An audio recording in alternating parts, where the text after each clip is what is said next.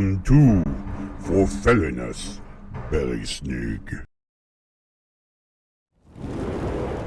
Dawnlight, welcome to For Belysning, illumination from the ancestors, guiding your path today.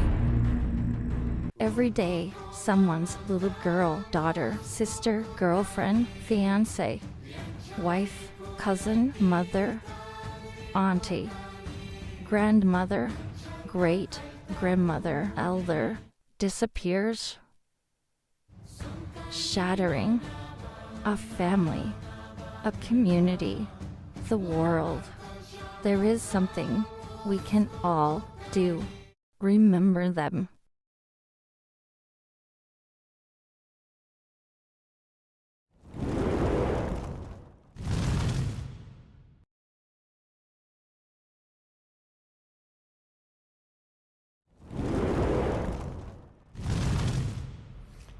God Morgan and happy Tuesday to you. Today we celebrate and embrace the Norse god Þórr for a multitude of reasons.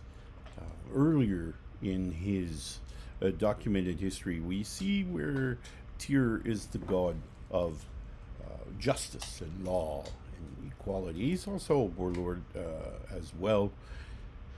But later, of course, and probably more renowned, he will actually place his hand in the mouth of Fenrir, that Fenrir may be chained. So we really respect his courage and what he brings to the table. Today I want to talk about the separation between our spiritual journey and that of our physical lives, our physical journeys, and how far apart are they. So we'll talk a little bit about that and how we can use that knowledge and that understanding to kind of better our path forward. So before we get started today, as we always do, I want to say firstly and foremost thank you to all of you who have made the secret handshake, like, followed, subscribed on whatever platform you're on. Can only begin to express my appreciation, particularly those of you who have subscribe to KWWP.org, nonprofit radio here in Anchorage, Alaska. Normally, you can catch the show many times a day there, so a wonderful opportunity. In addition, I want to say thank you so much to New Reality TV, newrealitytv.com, of course, a streaming channel dedicated to spiritual perspectives that can give us some insight as to just a multitude of perspectives available within the understanding of spirituality. Hopefully something will resonate within us and help us to elevate to our next stage of evolution, whatever that looks like. Today's show, of course, brought to you by Fournseven Art and Poster. I want to give a huge shout out to them, as well as all of our other wonderful sponsors and affiliates. So do check out their pages and their links available on our website at akumedia.akoutlaw.com/sponsors. Be sure to check those out. And as always, you can check out my website, author.akoutlaw.com. There you can find all the upcoming books and shows and everything about what I have going on. So be sure to check those out. And for finally, for those of you who may need some another ear to bend, you're also welcome to check out https://akulfhednar.org/guidance, and there we can set up a conversation, start having some communications, and hopefully help you to discover the solution that you have inside. Right? So do check all those out. So again, today we want to talk about the separation between the spiritual realm and the physical realm. And I'm always entertained by these conversations because people think that they're so far apart. That, we have our Sunday morning quarterbacks and we have the rest of the week where we live in sin, as they like to call it. And so people are always coming to me and they're asking, well, I did this on Saturday night. Can I be absolved on Sunday morning? That's a question between you and your beliefs. Has nothing to do with me. When we talk about physical existence versus our spiritual existence, many people seem to think that our spiritual existence is that which we do, our actions, we behave a certain way, we believe, we force ourselves to believe a certain thing. This is our spiritual journey, and it's not. Okay. They often enough, we have a tendency to push that off to the side and say, tomorrow I'll be more of a spiritual person. Tomorrow I'll be more of a belief person, but it doesn't have anything. Today I'm just physical me. And we also say, well, I feel like, today I'm being called to be more authoritarian, or maybe I'm being called to be more grumpy. Okay. And then we say to ourselves, well, that's not part of our spiritual journey. That's me being a jerk, right? Or we say, well, today I have a lot of chores to do. I have to do the yard. I have to take out the trash. I have to clean out the shed. I have to do these manual labor tasks. And those are separate than our spiritual journey, right? They are not. Your spiritual journey does not exist within this other realm. It's not this other path that we take. It's in parallel to our current lives. They're one and the same. When we think about ideas about our spiritual beliefs and our spiritual understandings, we have to think about momentarily, how do we get those thoughts? How do we believe that? Well, most often than not, those are created by an emotional state. If we are not in the emotional state at which to receive that information, it'll be denied at the border. Okay, so it'll be denied. Which is why many people today are like, well, I don't really know what my spiritual journey is. It's this thing, it's over there, and I don't know what to do, and I don't know how to act, and I don't know where to go. Well, you're already there, okay, first and foremost. Now, whether you want to be a part of a community understanding, that's up to you. But understand, first and foremost, you're on your spiritual journey, whether you attend a Sunday morning or any other day function. Your spiritual journey is always 365, 24/7. Okay? It's part of our dream states, it's part of our waking state. All of this is part of our spiritual journey. Why? Because our physical lives depend on emotional states to provide meaning. In other words, we have experiences in our lives. Things happen. We witness things. And we won't process them through our thought process into our memories. We won't process them without an emotional state change. They may be minuscule. They may be unrecognized.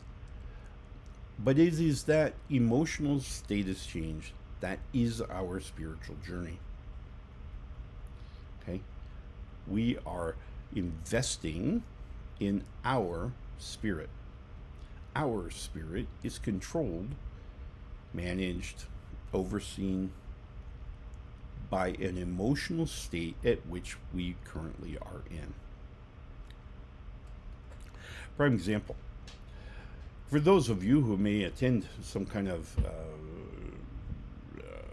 spiritual body, whether you go to Sunday morning services or whether you collect it at Wednesday,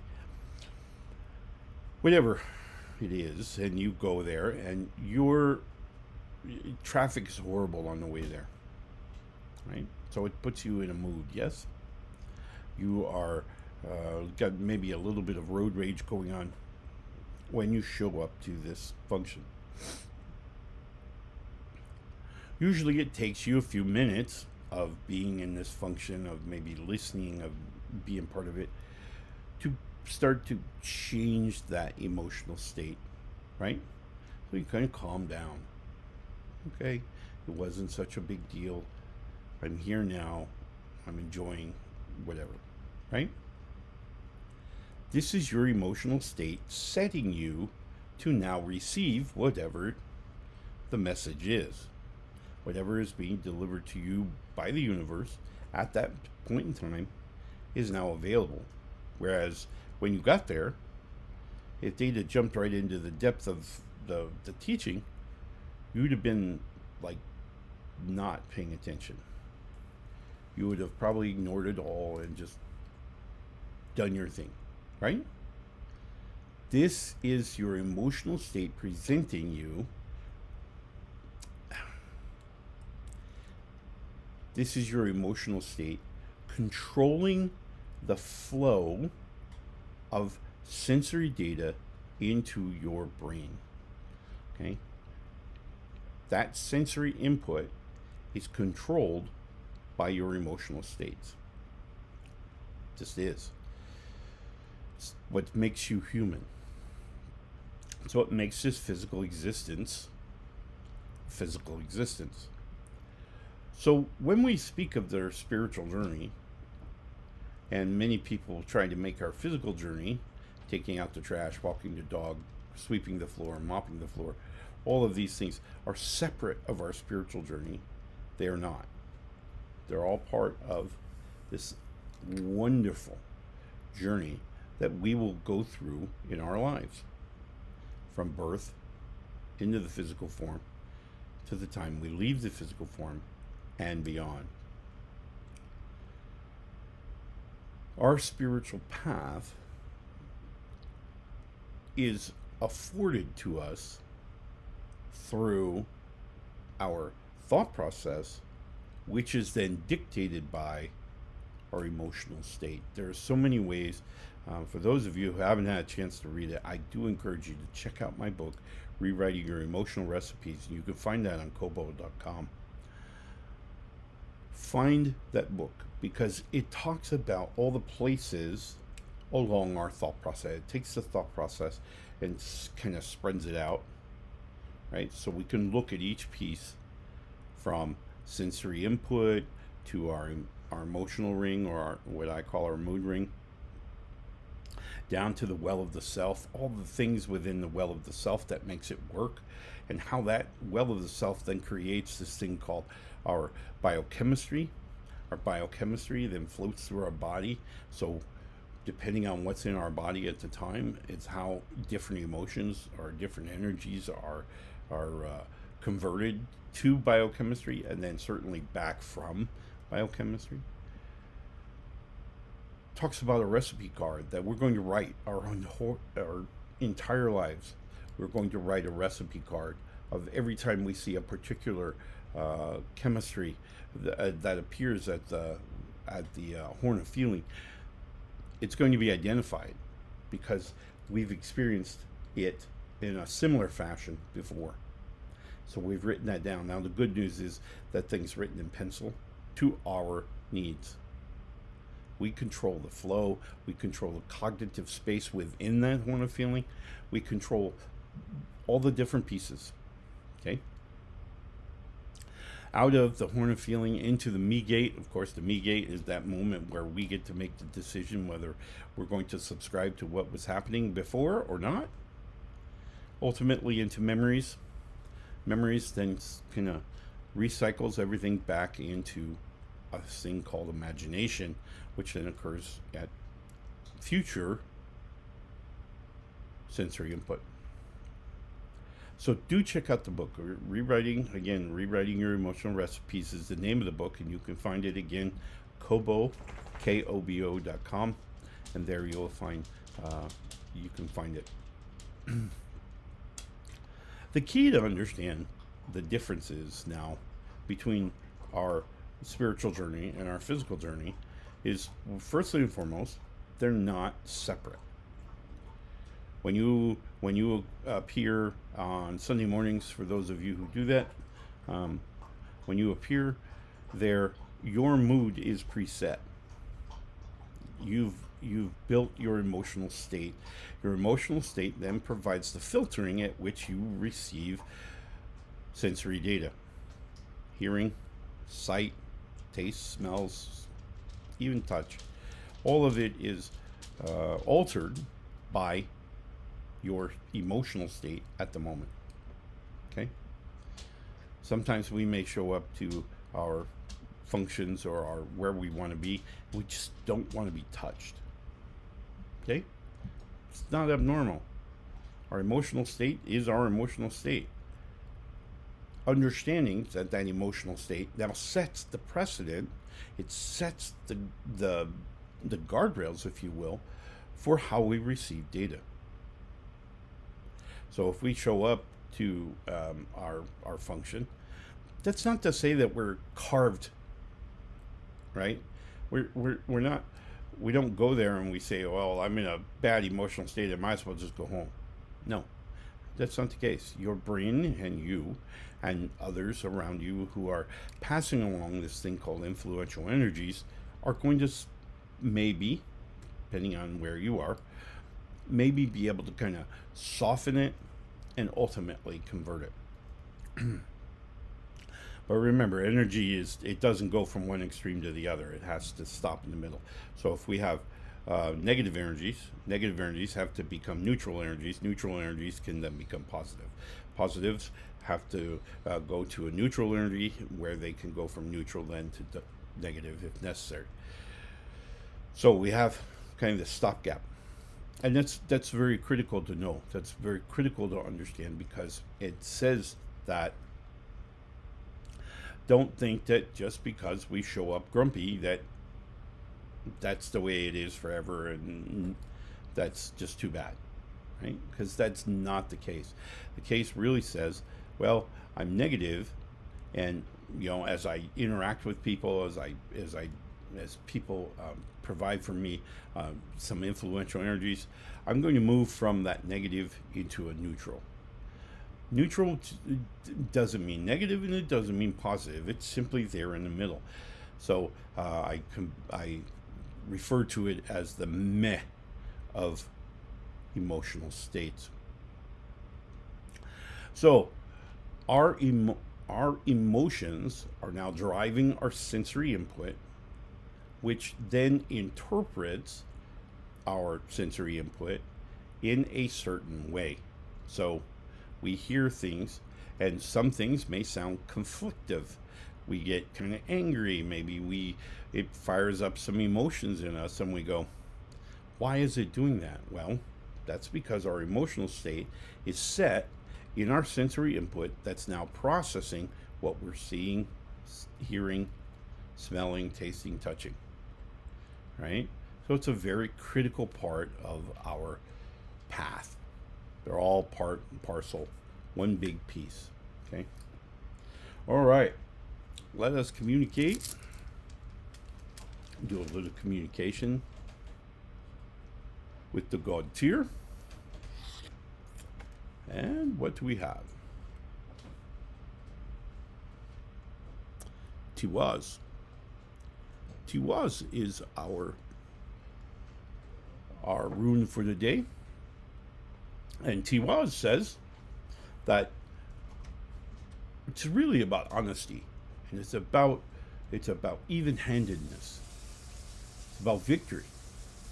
All of these things are very important as we go through our everyday lives.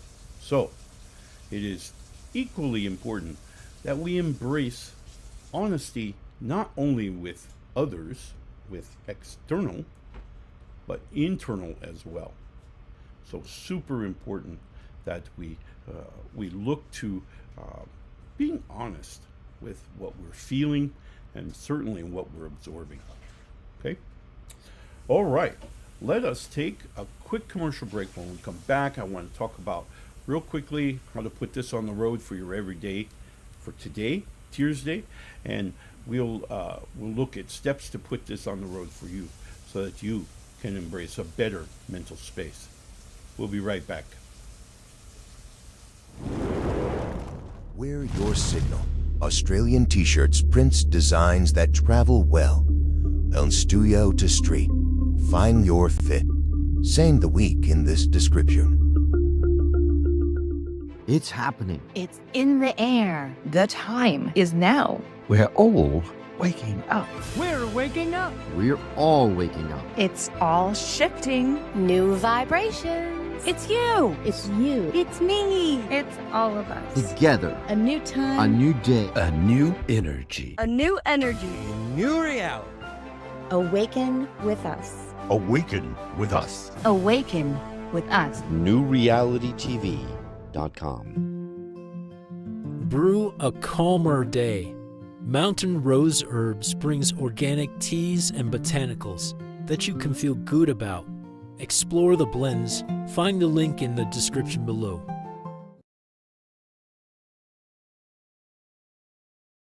These words are stirring something heavy in you.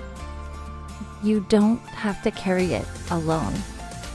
Sliding Scale Spiritual Guidance with sessions outside normal business hours is available through the Alaska akulfhednar.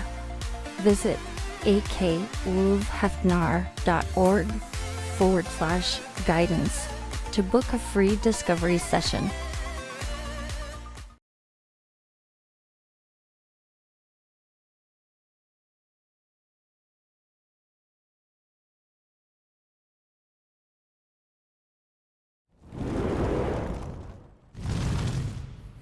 And welcome back. Okay, just a couple of minutes, and I just want to cover it real quick, talking about the difference between our spiritual journey and our physical journey. This is our path today of understanding how emotions and our emotional states are going to play a role in transferring these ideas or these realities that we are processing into our brain in such a way that allows us to understand the journey. Okay, and so our spiritual journey, our journey of finding that thing we will constantly seek of enlightenment and growth and eternal love, those things can be discovered along our physical path as we move through this life. We don't need to do anything outside of just simply interpreting the reality that we have before us, the reality that we experience. In other words, you don't have to go do something on Wednesday nights or Sunday mornings or whenever, when you can live this experience every day, right? So that's the key, is what's in here, and not so much as what's out there. All right, so you are on your journey, and your journey includes interpreting reality and trying to make it better, using your influential energies to try to move people and to change their to help them understand their trajectories and maybe help them find whatever that next step is. So live according to who you are, be who you are. There's no necessity, I should say, for into authentic selves. That's not important, right? Meeting some community's bar that you were never designed to meet is not a requirement, right? You're required to be you, whatever that looks like, right? And if your you doesn't match the society or your community, maybe you need to find either why, right, and look at maybe influential energies to kind of help you to understand back on the path, or you need to find another society and community at which to associate with. So that journey is yours. It's your decisions that are going to make and change the way you interpret your experiences called reality. So, completely on you. So, as you go about your day today, on Tears Day, celebrating the courage of Týr, I want you to be, firstly and foremost, we have to be honest with ourselves.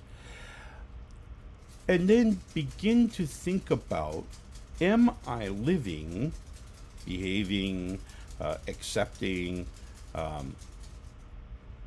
my reality according to what I want? In other words, do I live what I talk? If I'm saying even to myself that I believe that certain things should be, am I living that? Am I walking that every day?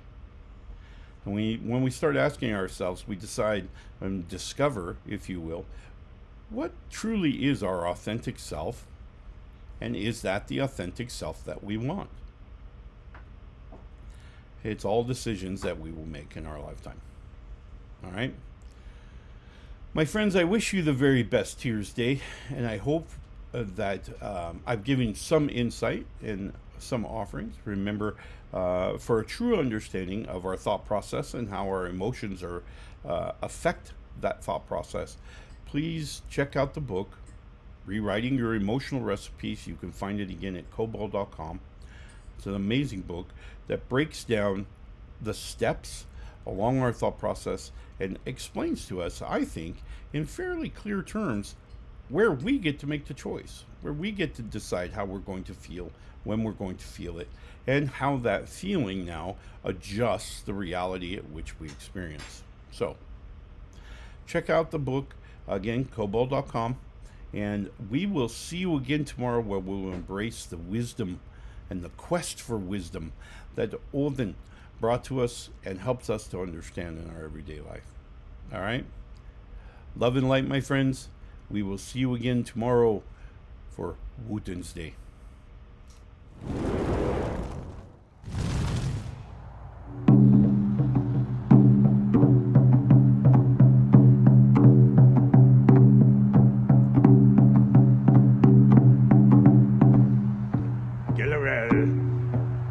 Fulfilling us. Una. Hjälp oss med. Magnify. Tu för og. Kaliot.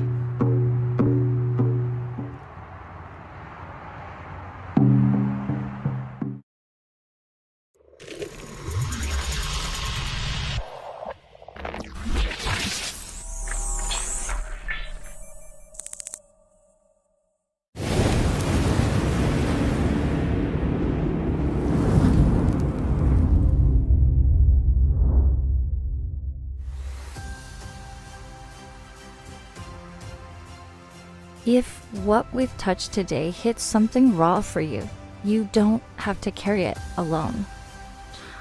We offer a sliding scale spiritual guidance with sessions outside normal business hours. Visit akulfhednar.org/guidance to book a free discovery session.